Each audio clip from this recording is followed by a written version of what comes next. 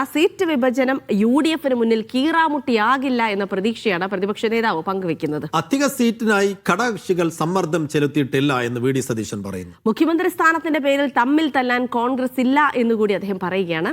മുഖ്യമന്ത്രിയെ ഹൈക്കമാൻഡാണ് തീരുമാനിക്കുക. തെരഞ്ഞെടുപ്പിന് മുൻപ് കൂടുതൽ വലിയ യു.ഡി.എഫ് ഉണ്ടാകുമെന്നും വി.ഡി. സതീശൻ മീഡിയ വണ്ണിനോട്.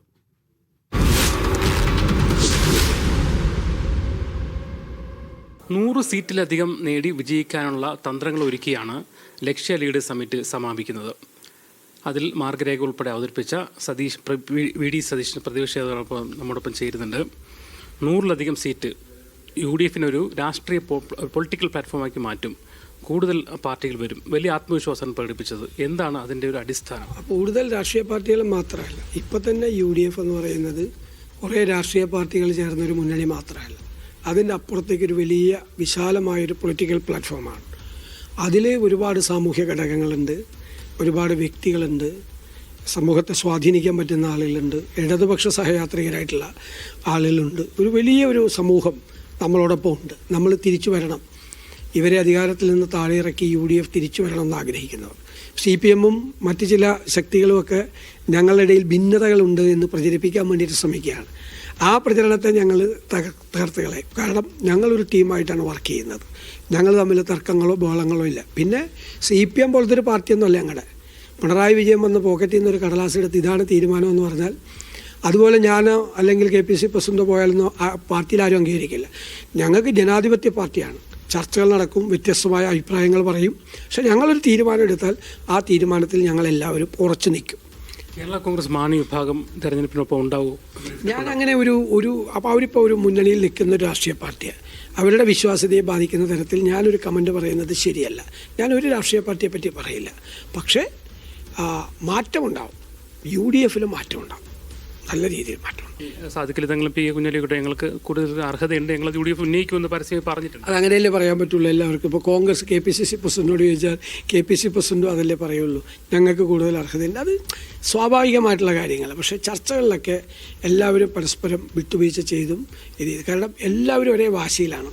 വിഭജനം കീറമുട്ടിയാകില്ല, ഒരിക്കലും ആവില്ല. ഒരു ചർച്ച പോലും ആവില്ല വേറെ തരത്തിൽ.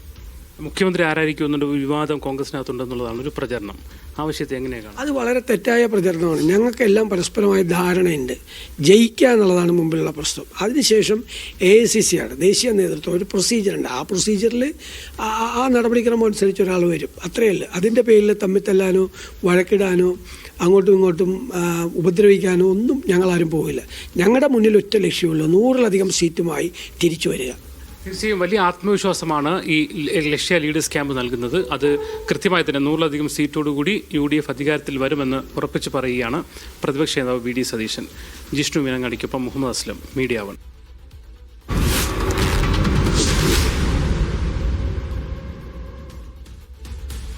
മുഹമ്മദ് അസ്ലം കൂടുതൽ വിവരങ്ങളുമായി നമ്മോടൊപ്പം ചേരുന്നുണ്ട് കോഴിക്കോട്ട് നിന്ന്. Aslam, good morning.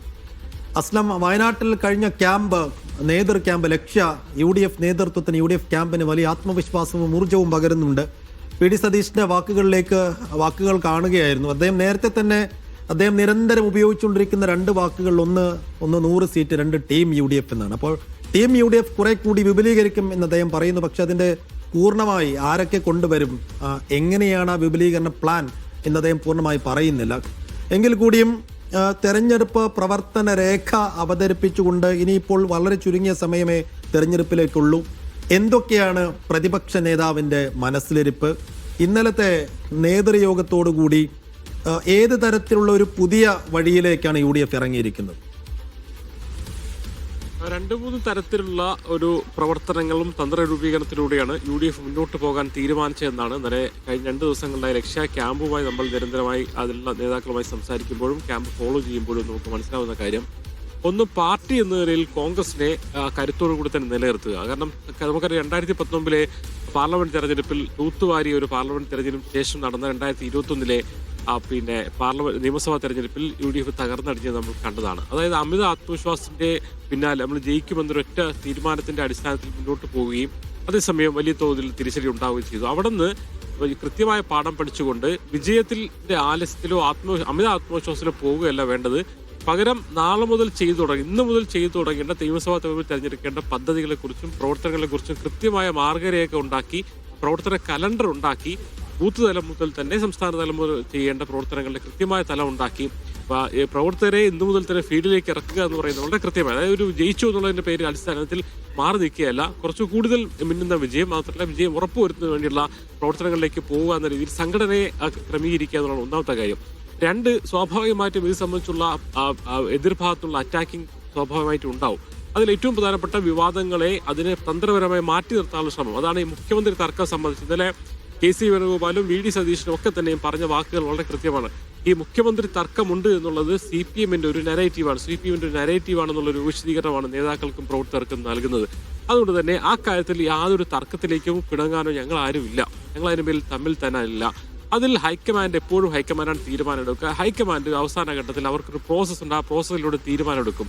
അതിന്റെ പേരിൽ തമ്മിൽ തന്നെ ഇല്ല. അതായത് മുഖ്യമന്ത്രി തർക്കം എന്ന് പറയുന്ന ഉയർന്നു വരാനിടയുള്ള ഒരു സാധനത്തെ ഇലക്ഷൻ കഴിയുന്നവരെ തൽക്കാലം മാറ്റിവെക്കുക എന്നൊരു തന്ത്രപരമായ സമീപനം ആണ് നേതാക്കൾക്കിടയിലേക്ക് അവർ കൊടുക്കുന്ന ഒന്നാമത്തെ കാര്യം. അതുപോലെ മറ്റ് പ്രശ്നങ്ങളൊക്കെ തന്നെയും ഈ ഒരു വിവാദങ്ങളിലേക്ക് വരാൻ സാധ്യതയുള്ള സ്വയം സ്ഥാനാർത്ഥികളെ പ്രഖ്യാപിക്കരുത് തുടങ്ങിയ കാര്യങ്ങൾ പറഞ്ഞുകൊണ്ട് വളരെ അതിന് നേരത്തെ സ്ഥാനാർത്ഥികളെ വളരെ ജനുവരി അവസാനത്തോടുകൂടി തന്നെ ആദ്യഘട്ട സ്ഥാനാർത്ഥികളെ പ്രഖ്യാപിക്കുക, ഫെബ്രുവരി പകുതിയോടുകൂടി തന്നെ സ്ഥാനാർത്ഥികളെ പൂർണ്ണമാക്കുക, ആ അർത്ഥത്തിലേക്ക് പരമാവധി തർക്കങ്ങൾ ഒഴിവാക്കി പോകാനുള്ള ഒരു ജാഗ്രത കാണിക്കുക. മറ്റൊരു കാര്യം എന്ന് പറയുന്നത് സർക്കാരിനെതിരെ എന്തൊക്കെയാണോ കൊണ്ടുവരാൻ കഴിയുന്നത്, ഇപ്പോൾ ശബരിമല എത്രത്തോളം എഫക്റ്റ് ചെയ്തു എന്നുള്ളത് തദ്ദേശ തെരഞ്ഞെടുപ്പിൽ അവർ കണ്ടതാണ്. അത് പരമാവധി കത്തിച്ചു നിർത്താനുള്ള ശ്രമം നടത്തുക. അതോടൊപ്പം തന്നെ പുതിയ കേരളം, ഇപ്പോൾ നേരത്തെ പറഞ്ഞ ഞങ്ങൾ പഴയ ഒരു പ്രതിപക്ഷമല്ല, അധികാരത്തിൽ വരാനിരിക്കുന്ന ഒരു പ്രതിപക്ഷമാണ്. അതുകൊണ്ട് തന്നെ വരുമ്പോൾ എന്തൊക്കെ ചെയ്യും, പ്രത്യേകിച്ച് തകർന്ന സാമ്പത്തിക നില ശരിയാക്കാൻ ഉൾപ്പെടെ എന്തൊക്കെ പദ്ധതികൾ പ്രഖ്യാപിക്കും, അതും പ്രായോഗികമായ പദ്ധതികൾ പ്രഖ്യാപിക്കുക, അതിനുവേണ്ടിയുള്ള ഒരു വേദിയാക്കി കേരള യാത്ര പ്രതിപക്ഷ നേതാവ് VD സതീശൻ ഫെബ്രുവരിയിൽ നടത്തുന്ന കേരള യാത്രയിൽ വ്യത്യസ്ത പദ്ധതികൾ എന്തായിരിക്കും UDF വന്നാൽ ചെയ്യുക എന്നതിനെക്കുറിച്ച് കൂടി പറഞ്ഞുകൊണ്ട് ഒരു ഭാവി കേരളത്തെക്കുറിച്ചുള്ള ചിത്രം കൂടി നൽകിക്കൊണ്ടുള്ള ഒരു നരേഷൻ ഉണ്ടാക്കിയെടുക്കുക എന്നതാണ് തീരുമാനിച്ചത്. അതാണ് പാർട്ടിയും സംബന്ധിച്ചത്. അതോടൊപ്പം തന്നെ മുന്നണി എന്ന് പറയുന്നത് പാർട്ടികൾ വരും എന്ന് പറയുമ്പോൾ ഏതൊക്കെ പാർട്ടി, കേരള കോൺഗ്രസ് വരുമോ RJD വരുമോ എന്നൊക്കെ നമ്മൾ ആവർത്തിച്ച് ചോദിച്ചെങ്കിലും പാർട്ടികളുടെ പേരെ കുറിച്ച് പറയുന്നില്ല. നമ്മൾ മനസ്സിലാക്കുന്നിടത്തോളം ചിലപ്പോൾ ചില പാർട്ടികൾ അങ്ങനെ തന്നെ വരും, ചിലപ്പോൾ ചില പാർട്ടികളിൽ ചില നേതാക്കൾ കൂട്ടത്തോടെ പിന്നെ UDF-ൽ മറ്റു പാർട്ടികൾ ലയിക്കുകയോ അല്ലെങ്കിൽ അല്ലാതെ തന്നെ ഒരു ടീമായി വരികയും ചെയ്യുന്ന രീതിയിലേക്ക് വലിയ തോതിലുള്ള ചർച്ചകൾ നടക്കുന്നുണ്ട്. കാരണം പലപ്പോഴും നമുക്കറിയാം പിന്നെ കോട്ടയം, പത്തനംതിട്ട ഉൾപ്പെടെയുള്ള മധ്യ കേരളത്തിലെ തെരഞ്ഞെടുപ്പ് ഫലം നോക്കുമ്പോൾ കേരള കോൺഗ്രസ് അങ്ങനെ തന്നെ UDF-ൽ വന്നില്ലെങ്കിൽ പോലും പ്രശ്നമില്ല. കേരള കോൺഗ്രസ് വോട്ട് കുറഞ്ഞെടുത്ത് UDF-ന് കോൺഗ്രസിന് കൂടുതൽ വോട്ട് വന്ന ഒരു സാഹചര്യമുണ്ട്. അതുകൊണ്ട് തന്നെ പാർട്ടി ആ അർത്ഥത്തിൽ കൊണ്ടുവരേണ്ടതുണ്ട്. അതേസമയം UDF-ലേക്ക് വരാൻ താല്പര്യപ്പെടുന്ന നിരവധി നേതാക്കൾ സംസ്ഥാന തലത്തിൽ തന്നെ അവർ പ്രധാനപ്പെട്ട നേതാക്കൾ തന്നെ താല്പര്യം അവരെ ഉൾപ്പെടുത്തിക്കൊണ്ട് അവരെ ഇപ്പുറത്തേക്ക് കൊണ്ടുവന്നുകൊണ്ട് കേരള കോൺഗ്രസ് ജോസഫ് വിഭാഗത്തിന്റെ ഭാഗമാക്കുകയോ അല്ലെങ്കിൽ വേറൊരു ഗ്രൂപ്പാക്കി നിർത്തുകയോ ചെയ്തുകൊണ്ട് അങ്ങനെ പല തരത്തിലുള്ള ആലോചനകളാണ് ശരിക്കും UDF-ന്റെ അണിയറയിൽ നടക്കുന്നത്. എന്ന് പറഞ്ഞാൽ എന്തായാലും LDF-ൽ നിന്ന് പലരും വരും. അത് മുന്നണി പാർട്ടികൾ പൂർണ്ണമായിട്ട് വരുമോ അല്ലെങ്കിൽ പിന്നെ പാർട്ടികൾ ഒരു വിഭാഗമായിട്ട് വരുമോ എന്നതിനെക്കുറിച്ചൊക്കെ ഒരുപക്ഷെ വരും ദിവസങ്ങൾ മാത്രമേ മനസ്സിലാക്കാൻ കഴിയുള്ളൂ. മറ്റൊന്ന് സീറ്റ് വിഭജന ചർച്ചകൾ സംബന്ധിച്ചുള്ള പല പ്രസ്താവനകളും വന്നെങ്കിൽ പോലും അത് വലിയ പ്രശ്നമില്ലാതെ കീറാമുട്ടിയില്ലാതെ അതിനെ പരിഹരിക്കാൻ കഴിയുന്നുള്ള ആത്മവിശ്വാസം നിലവിൽ കോൺഗ്രസ് ഉണ്ട്. പഴയതിൽ നിന്ന് വ്യത്യസ്തമായി കോൺഗ്രസ് കുറെ കൂടി ശക്തിപ്പെടുകയും കോൺഗ്രസ് കുറെ കൂടി ലീഡർഷിപ്പ് ലെവലിൽ തന്നെ ശക്തിപ്പെടുകയും ചെയ്ത സാഹചര്യത്തിൽ വലിയ പ്രശ്നമില്ലാതെ പാർട്ടികളുമായിട്ടൊക്കെ സംസാരിച്ച് സമവായത്തിൽ പോകാൻ കഴിയുന്നുള്ള ആത്മവിശ്വാസം പ്രകടിപ്പിക്കുന്നു. ആ അർത്ഥത്തിൽ വ്യത്യസ്തമായ പാർട്ടി, മുന്നണി, അതോടൊപ്പം തന്നെ വിവാദങ്ങൾ, സർക്കാരിനെതിരെ പ്രക്ഷോഭങ്ങൾ, പുതിയ കേരളത്തെക്കുറിച്ചുള്ള പുതിയ കാഴ്ചപ്പാടുകൾ മുന്നോട്ട് വെക്കൽ, അങ്ങനെ ബഹുമുഖങ്ങളായ ഒരു പദ്ധതികൾ തയ്യാറാക്കിക്കൊണ്ട് മുന്നോട്ട് പോകാനുള്ള തയ്യാറെടുപ്പ് ഒരു പക്ഷേ തദ്ദേശ തെരഞ്ഞെടുപ്പിന്റെ ഒരു ആഘോഷം കഴിയുന്നതിന് മുമ്പ് തന്നെ നിയമസഭാ തെരഞ്ഞെടുപ്പിന്റെ ട്രാക്കിലേക്ക് പോകാൻ പ്രവർത്തകരെ പൂർണ്ണമായും നേതാക്കളെ പൂർണ്ണമായും എത്തിക്കാനുള്ള ഒരു ശ്രമമാണ് നടന്ന് വളരെ വിശദമായ ചർച്ചകൾ നടന്നു. ചില പദ്ധതികൾ ഉണ്ടാക്കി, ഒരു പ്ലാൻ ഉണ്ട് UDF-ന് മുമ്പിൽ, കോൺഗ്രസിന് മുമ്പിൽ, പ്രതിപക്ഷ നേതാവ് അടക്കമുള്ള നേതാക്കൾക്ക് മുമ്പിൽ എന്ന് തെളിയിക്കുന്നതായിരുന്നു ക്യാമ്പ് എന്ന് പറയേണ്ടി വരും.